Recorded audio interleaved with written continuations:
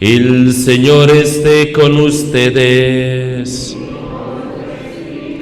Lectura del Santo Evangelio según San Juan. Gloria a ti, Señor. Al anochecer de aquel día, el primero de la semana, estaban los discípulos en una casa con las puertas cerradas por miedo a los judíos. Y en esto entró Jesús, se puso en medio y les dijo: paz a ustedes. Y diciendo esto les enseñó las manos y el costado. Y los discípulos se llenaron de alegría al ver al Señor. Jesús repitió: paz a ustedes. Como el Padre me ha enviado, así también los envío yo. Y dicho esto, sopló sobre ellos y les dijo: reciban el Espíritu Santo. A quienes les perdonen los pecados les quedan perdonados, a quienes se los retengan les quedan retenidos. Tomás, uno de los 12, llamado el mellizo, no estaba con ellos cuando vino Jesús. Y los otros discípulos le decían: hemos visto al Señor. Pero él les contestó: si no veo en sus manos la señal de los clavos, si no meto el dedo en el agujero de los clavos y no meto la mano en su costado, no lo creo. A los 8 días estaban otra vez los discípulos y Tomás con ellos. Llegó Jesús, estando cerradas las puertas, se puso en medio y les dijo: paz a ustedes. Luego dijo a Tomás: trae tu dedo, aquí tienes mis manos.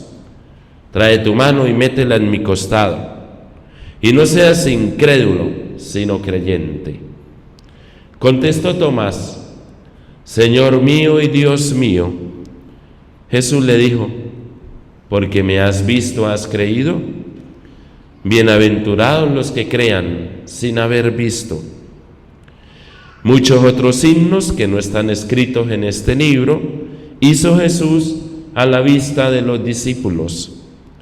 Estos han sido escritos para que crean que Jesús es el Mesías, el Hijo de Dios, y para que creyendo tengan vida en su nombre. Palabra del Señor. Gloria a ti, Señor Jesús.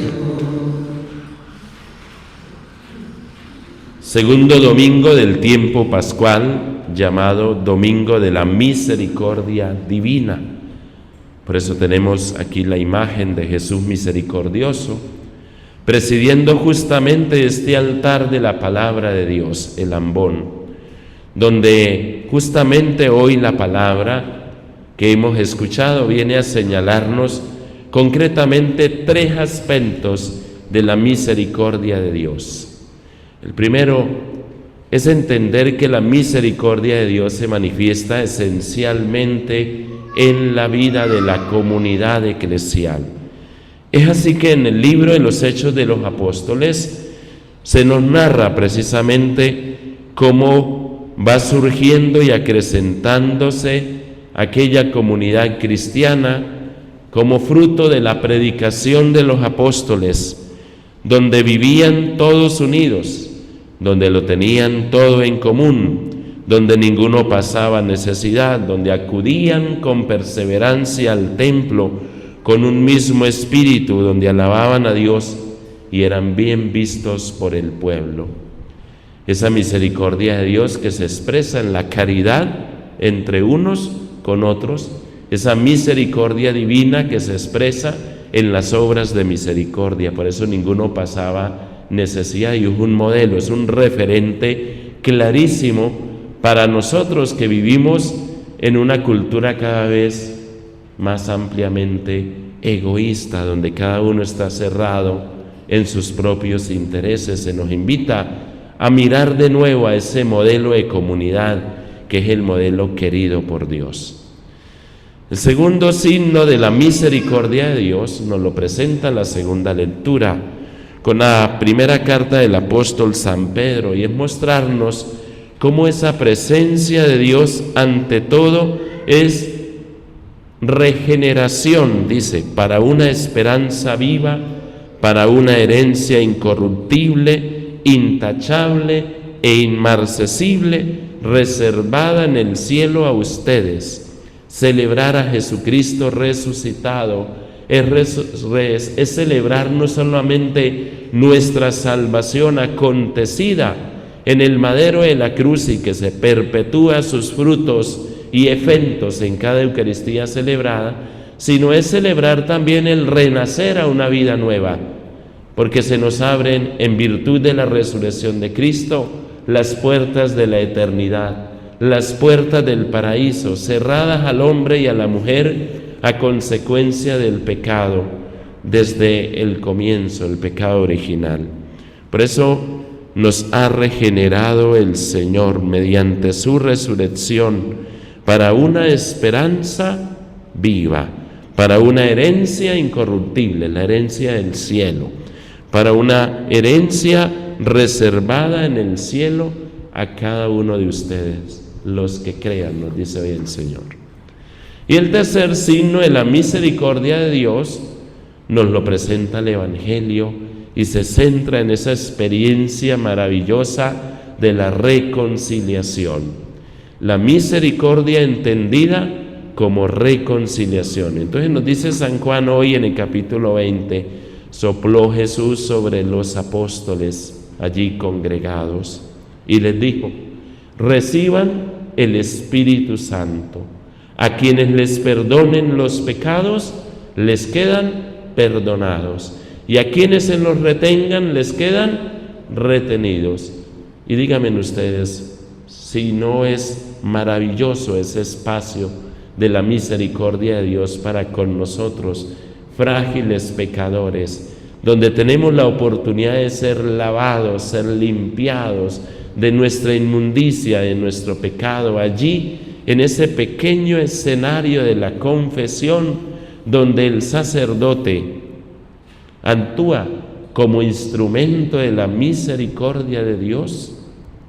Tan es así que muchos lo expresan: siento que me he quitado una carga muy pesada de encima.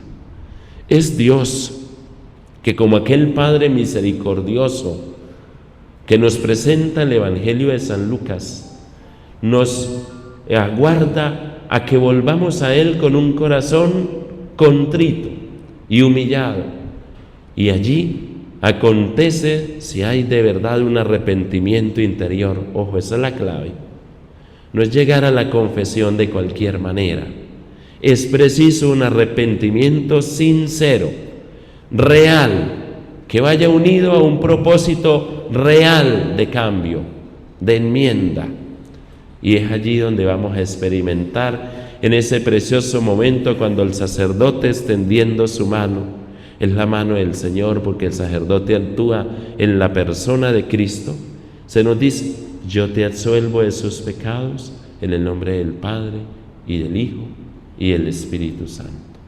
Es un baño regenerador, es una limpieza maravillosa en nuestra vida, donde el Señor, como aquella parábola del Padre misericordioso, nos reviste con el traje nuevo de la gracia santificante, donde se rehace de nuevo la alianza de fidelidad rota que se simboliza en ese anillo, una alianza de permanecer en Él, y donde Él nos capacita para ponernos en camino siempre, cargando nuestra cruz, negándonos a sí mismos, siguiéndolo como sus discípulos, que se simbolizan las sandalias que coloca aquel Padre en los pies del Hijo, y donde todo confluye en la maravillosa fiesta de la Eucaristía, el banquete del que nos habla la parábola.